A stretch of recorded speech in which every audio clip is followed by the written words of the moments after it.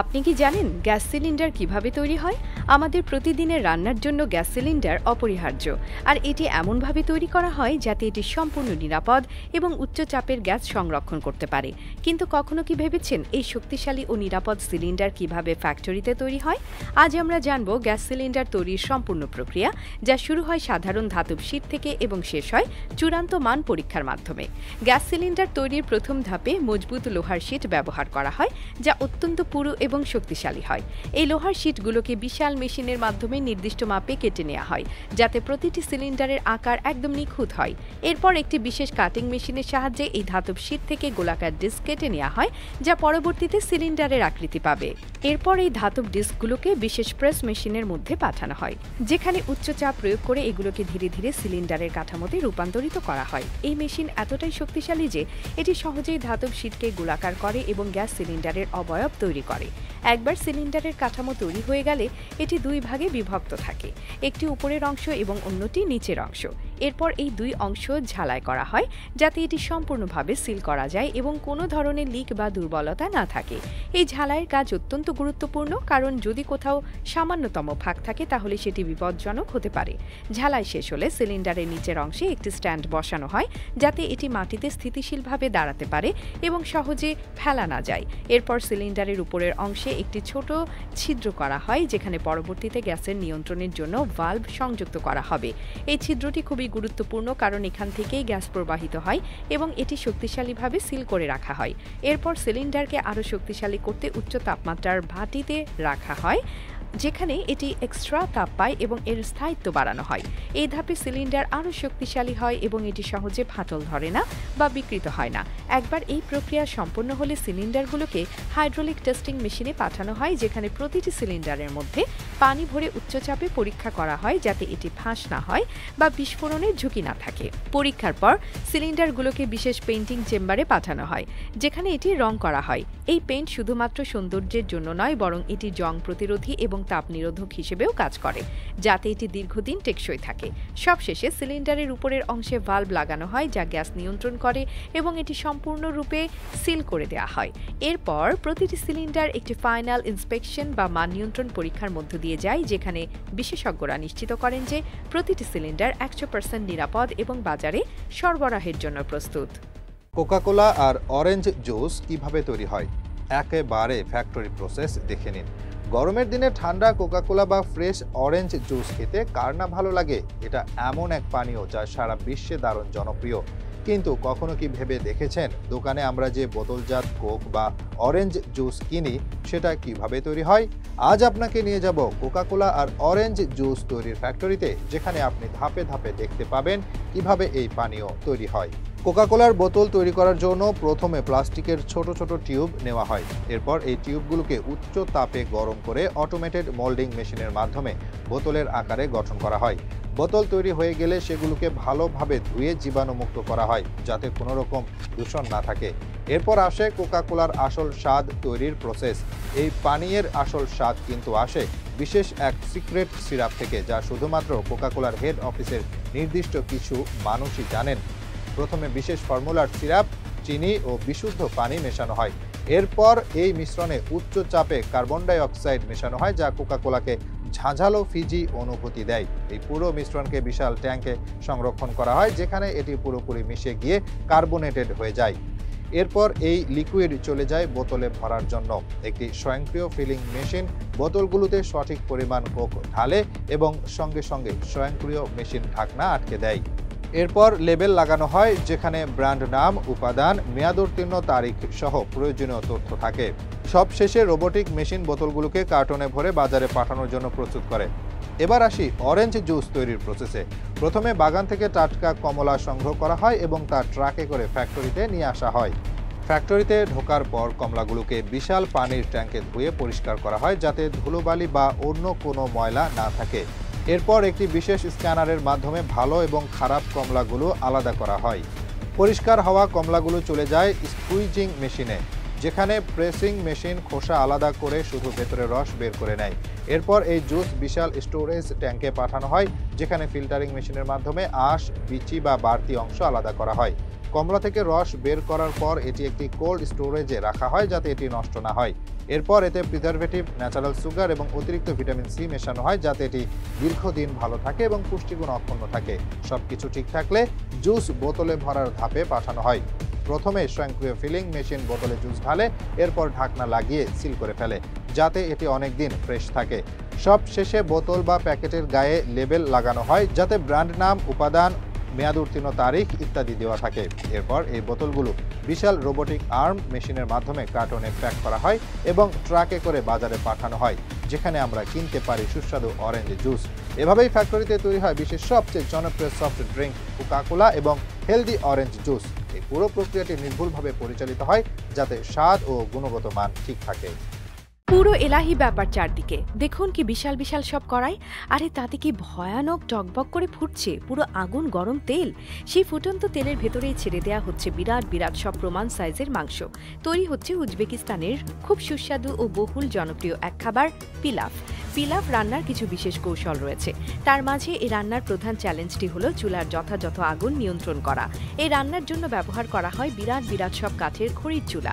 তাই পিলাফ রান্নার যথাযথ তাপ নিয়ন্ত্রণ করতে খুব কৌশলী কিছু পদক্ষেপ অনুসরণ করতে হয় শেফদের। আবার দেখুন মাংসগুলো এতই বড় সাইজের যে সেগুলোকে ভালোভাবে নিয়ন্ত্রণ করার জন্য বড় বড় সব সুতাও বেঁধে দেওয়া হচ্ছে এতে। এবার শুরু রান্নাবান্নার পালা। প্রথমে কড়াইয়ের ফুটন্ত গরম তেলে ছেড়ে দেওয়া হলো সেই গরু, ছাগল কিংবা ভেড়ার মাংসগুলো। উট কিংবা দুম্বার মাংস কিন্তু বিভিন্ন স্থানে ব্যবহৃত হয়ে থাকে। কি ভাবছেন বাজারে যেনতেন কোনো অস্বাস্থ্যকর তেলে রান্না হচ্ছে? এখানে একদমই তা নয়। এই খাবারটি রান্নায় ব্যবহার করা হচ্ছে বাজারের সবচাইতে দামি সূর্যমুখী ফুলের তেল। এবার দেয়া হচ্ছে গাজর, পেঁয়াজ আর কিশমিশের মতো বাহারি স্বাদবর্ধক নানা উপকরণ। ঠিক তারই সঙ্গে মিডল ইস্টের বিভিন্ন জনপ্রিয় সব মশলাও কিন্তু দেয়া হবে এতে। ছোলা, রসুন আর মরিচও দেয়া হবে এই খাবারে। পরিমাণ মতো কিছু লবণ তো অবশ্যই দিতে হবে। এভাবে কিছুক্ষণ মাংস এবং সবজি রান্নার পর দেখুন এবার আধা সিদ্ধ সব চাল ঢেলে দেয়া হচ্ছে কড়াইয়ে। কিন্তু এবারে একটি মজার ব্যাপার ঘটবে। বেশ কয়েকটি স্টেইনলেস স্টিলের থালা নিয়ে চক্রাকার একটি স্টাইলে ঢেকে দেয়া হবে এই চাল। এই অবস্থাতেই প্রায় ঘণ্টাখানেক ধরে অল্প আঁচে রান্না করা হবে পিলাফ। উজবেকিস্তানের মাঝে তাসখান্দ, বুখরা আর সমরকন্দে রাধা পিলাফ স্বাদে গন্ধে পুরো টপ নচ কোয়ালিটির হয়। কেননা এই তিনটি শহরের পিলাফ রান্নার কাজে ব্যবহার করা হয় উজবেকিস্তানের অথেন্টিক আর স্থানীয় সব উপকরণ। কিন্তু অদ্ভুত ব্যাপারটি হলো এই তিনটি শহরের পিলাফ রান্নার ধরনে খুব বড় পার্থক্য রয়েছে। দেখুন তাসখান্দের এই পিলাফে পোলাও, মাংস আর সবজি সবকিছু কিন্তু একই সময়ে আর একই কড়াইয়ে রান্না হচ্ছে। অথচ বুখারার পিলাফ দেখুন মাংস এবং চাল এখানে আলাদা রান্না হচ্ছে। উজবেকিস্তানের রাজধানী তাসখান্দ আর সেই শহরেই এক বিখ্যাত রেস্তোরাঁ এটি। রোজ বিরাট বিরাট সব কড়াই ভর্তি করে এই রেস্তোরাঁতে রান্না হয় উজবেকিস্তানের খুব জনপ্রিয় এই খাবার। প্রতিদিন প্রায় 3000 মানুষের রসনা বিলাসের জন্য দিনভর এমন বড় লোহার কড়াইগুলোতে এই পিলাফ রান্না হয়। তবে এই রেস্টুরেন্টের চাইতেও অনেক বড় পরিসরে পিলাফ রান্নার নজির রয়েছে উজবেকিস্তানে। পিলাফ খাবারটি উজবেকিস্তানের ইতিহাস এবং ঐতিহ্যের সঙ্গে সম্পৃক্ত। স্থানীয় লোকদের কাছে এই খাবারটি প্লভ কিংবা ওশ নামেও কিন্তু পরিচিত। বিয়ে, জন্মদিনের মতো সামাজিক নানা অনুষ্ঠানে পিলাফ উজবেকিস্তানের একটি মাস্ট ইনক্লুডেড আইটেম। উজবেকিস্তানের নাগরিকদের ঐক্য বন্ধনের প্রতীক এই দেশটির সুস্বাদু এই খাবার। আপনি কি জানেন ফুটবল কিভাবে তৈরি হয়? আজ আমরা আপনাকে নিয়ে যাব একটি ফুটবল ফ্যাক্টরিতে, যেখানে আপনি নিজেই দেখে নিতে পারবেন কিভাবে তৈরি হয় একটা সাধারণ লেদারের টুকরো থেকে শক্ত পোক্ত পারফেক্ট শেপের ফুটবল। ফুটবল তৈরির জন্য লেদারের বিশাল শীট আনা হয়। এই লেদার বা সিনথেটিক উপকরণগুলো একেবারে প্রিমিয়াম কোয়ালিটির হয়, কারণ ফুটবলকে হতে হবে শক্ত, টেকসই এবং সঠিক শেপের। ফুটবল তৈরির জন্য লেদারের শীটগুলো বিশেষ আঠা দিয়ে একাধিক স্তর আকারে চেপে সংযুক্ত করা হয় যাতে ফুটবল যথেষ্ট শক্তিশালী হয় কিন্তু ওজনে ভারী না হয়। এই ধাপে কোয়ালিটি চেক করা হয় যেন লেদার ঠিকমতো লেগে আছে এবং কোথাও কোনো ফাটল না থাকে। ফুটবল তৈরির এই ধাপে এবার শুরু হয় লেদার কাটিং প্রসেস। ফুটবলের জন্য বিশেষ প্যানেল কাটিং ডিজাইন ব্যবহার করা হয়, যেখানে সামঞ্জস্যপূর্ণ হেক্সাগন এবং পেন্টাগন শেপের টুকরো কাটা হয়। কিছু কারখানায় লেজার কাটিং প্রযুক্তি ব্যবহার করা হয় যাতে প্রতিটি টুকরো একই আকারের হয় এবং ফুটবলের গঠন নিখুঁত থাকে। ফুটবল তৈরির জন্য তার ডিজাইন খুবই গুরুত্বপূর্ণ। ফুটবলের গায়ে ব্র্যান্ড লোগো, ডিজাইন ও অন্যান্য স্ট্যাম্পিং করা হয়। এই প্রিন্টিং প্রক্রিয়া এমনভাবে করা হয় যাতে দীর্ঘদিন খেলার পরও ডিজাইন ফেড হয়ে না যায়। ডিজাইন প্রিন্টিং হয়ে গেলে ফুটবলের বিভিন্ন প্যানেলগুলোকে স্টিচিংয়ের জন্য প্রস্তুত করা হয়। ফুটবলের দুটি ধরনের স্টিচিং হয়, হ্যান্ড স্টিচিং। এই প্রক্রিয়ায় দক্ষ কর্মীরা একটি বিশেষ সুই এবং শক্তিশালী থ্রেড ব্যবহার করে প্রতিটি প্যানেল জোড়া লাগান। Machine stitching. কিছু ফুটবল স্বয়ংক্রিয় মেশিনের মাধ্যমে স্টিচ করা হয়, যা সেলাইকে আরও নিখুঁত এবং দ্রুততর করে তোলে। এরপর ফুটবলের ভেতরের ব্লাডার বা বায়ু চেম্বার বসানো হয়, যা ফুটবলের ভেতরের হাওয়া ধরে রাখে। এটি সাধারণত রাবার বা ল্যাটেক্স দিয়ে তৈরি হয়, যা ফুটবলের রিবাউন্ড নিয়ন্ত্রণ করে এবং এটাকে দীর্ঘস্থায়ী করে। সবশেষে প্রতিটি ফুটবলকে ফাইনাল টেস্টিংয়ে পাঠানো হয়। এখানে ফুটবলের আকৃতি, ওজন, বাউন্সিং ক্ষমতা এবং লিক প্রুফ অবস্থা পরীক্ষা করা হয়। যেসব ফুটবল কোয়ালিটি টেস্ট পাস করে সেগুলো প্যাকেজিং লাইনে পাঠানো হয় এবং বাজারে ছাড়ার জন্য প্রস্তুত করা হয়। আপনি কি জানেন প্রতিদিন যে পেপার কাপ দিয়ে চা, কফি বা জুস খাচ্ছেন সেটা কিভাবে তৈরি হয়? আজ আমরা আপনাকে নিয়ে যাব একটি পেপার কাপ ফ্যাক্টরিতে, যেখানে আপনি নিজেই দেখে নিতে পারবেন কিভাবে সাধারণ এক টুকরো কাগজ রূপ নেয় দৃঢ় সুন্দর ডিজাইন করা লিক প্রুফ পেপার কাপে। পেপার কাপ তৈরির জন্য বিশাল বড় বড় পেপার রোল ব্যবহার করা হয়। এই কাগজ সাধারণ কাগজের মতো নয়, বরং একপাশে প্লাস্টিক বা ওয়াটারপ্রুফ লেয়ার দেওয়া থাকে, যাতে কাপের ভেতরের তরল বাইরে না বের হয়। এই কাগজের রোলগুলো বড় মেশিনে ফিট করে কাটা হয়, যাতে পরে কাপের সঠিক আকৃতি দেওয়া যায়। এবার আসে কাপের ডিজাইন করার পালা। প্রথমে কাগজের রোলগুলো প্রিন্টিং মেশিনে পাঠানো হয়, যেখানে কাপের গায়ে কোম্পানির লোগো, ব্র্যান্ডিং বা নকশা ছাপানো হয়। এটা করার পর পুরো শীটগুলো বিশেষ কাটিং মেশিনে পাঠানো হয়, যেখানে কাপের ডিজাইনের জন্য ছোট ছোট টুকরো আকারে কাটা হয়। এবার কাটার পরের ধাপে চলে আসে সবচেয়ে গুরুত্বপূর্ণ অংশ, কাপের গঠন তৈরি করা। একটি স্বয়ংক্রিয় মেশিন প্রথমে কাগজটিকে গোলাকার করে কাপের মূল বডি তৈরি করে। এরপর একটি আলাদা মেশিন কাপের নিচের বেস বা তল সংযুক্ত করে। এই ধাপেই কাপের উপরের অংশ গোল করে ভাঁজ করা হয়, যাতে এটি মসৃণ এবং আরামদায়ক হয়ে ওঠে। এখন কাপগুলো বিশেষ হিট ট্রিটমেন্টের মাধ্যমে বন্ধ করা হয়, যাতে কোনো লিকেজ না থাকে। কাপের প্রান্তে অতিরিক্ত গরম ও চাপ দিয়ে সেটি একদম সিল করা হয়, যাতে চা বা কফি রাখার সময় পানি বাইরে না বের হয়। এরপর অটোমেটেড মেশিন প্রতিটি কাপ পরীক্ষা করে, যেখানে দেখা হয় কাপের স্ট্রেংথ ও লিকেজ ইস্যু আছে কিনা। সবকিছু ঠিকঠাক থাকার পর কাপগুলো একটির পর একটি সাজিয়ে বান্ডেল আকারে রাখা হয়। এরপর ওয়ার্কাররা চূড়ান্ত পর্যবেক্ষণ করেন, যাতে কোনো খারাপ বা ত্রুটিপূর্ণ কাপ প্যাকেজিংয়ের আগেই বাদ পড়ে।